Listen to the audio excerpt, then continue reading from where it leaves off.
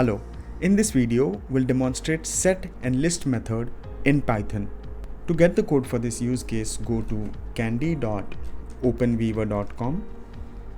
In this case we'll search for Python set and list functions together.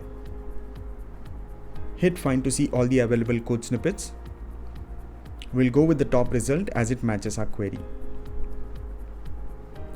Copy the code in a single click from here, go to the IDE and paste the code. Let's take a look at the code now. The variable height is assigned to a value of 5. The variable array is assigned a list containing the values 1, 1, 2 and 3. The set function is used to convert the list arrays into a set, which removes any duplicate values. So in summary, this code finds the element in a given range defined by a height that are not present in the array list and stores them in the X list. Let's run the code now. And you have demonstrated set and list functions using Python.